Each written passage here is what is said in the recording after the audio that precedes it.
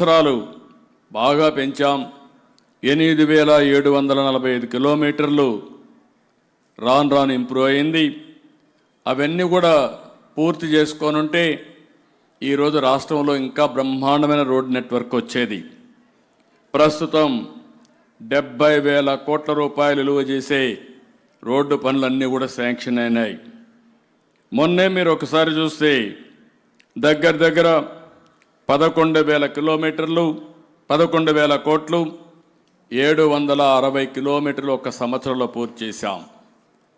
I'm assuring you Gadkari Saab, from my side government of Andhra Pradesh, no land acquisition problem will be there.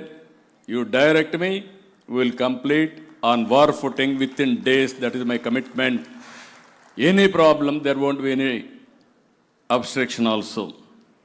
ఈ సంవత్సరం మనం 15,000 కోట్ల రూపాయలకి పనిచేయాలని దగ్గర 1000 కిలోమీటర్లు చేయాలని చెప్పి అనుకుంటున్నాం. I'm very happy. Gadkariji has announced one programme, logistics cost. అంటే రవాణా ఖర్చులు మన దగ్గర ట్రాన్స్పోర్టేషన్ తగ్గాలి.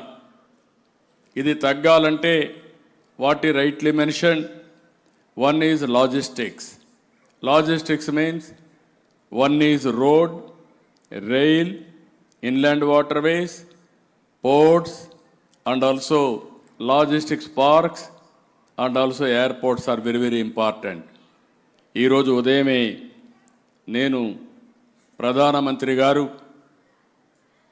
పిఎం కిసాన్ యోజన ప్రోగ్రాం కోసం డబ్బులు ఇచ్చారు. 2,000 రూపాయలు వారు అకౌంట్లో ఇచ్చేస్తే మన రాష్ట్రం తరపున అన్నదాత సుఖీభవ కూడా ఈరోజే వేస్తామని చెప్పి 5,000 రూపాయలు కలిపి 7,000 రూపాయలు ఉదయాన రైతుల అకౌంట్లో వేసాం.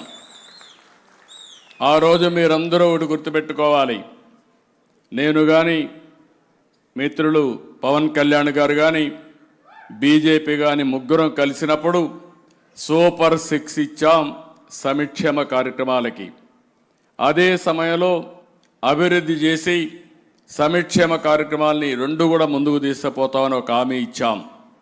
ఇప్పటికే సూపర్ 6లో మెజారిటీ అన్నీ పూర్తి చేశాం.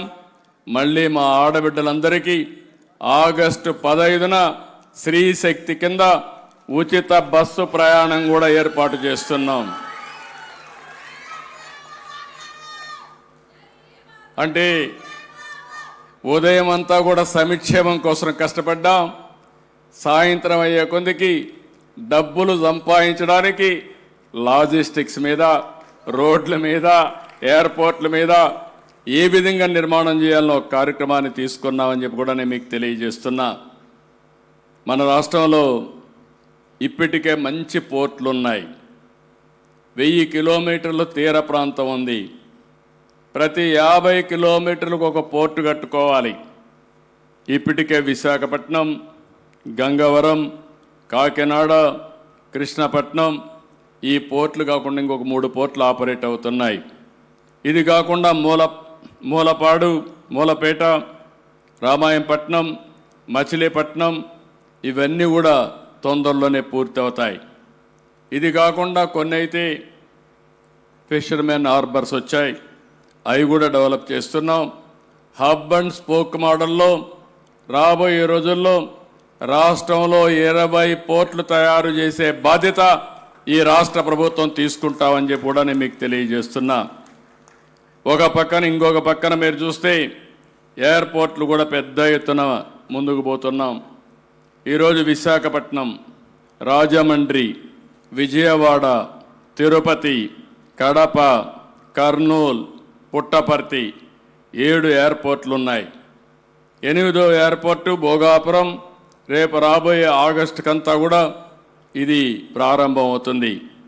ఇవి కాకుండా ఇంకొక 9 ఎయిర్పోర్ట్లు రావాలని కోరుకుంటున్నాను. ఎప్పుడైనా సరే ఎక్కడి నుంచైనా ఎక్కాలంటే 1 అవర్లో ఎయిర్పోర్టుకు పోవాలి, 1 అవర్లో పోర్టుకు పోయే పరిస్థితి ఉండాలి.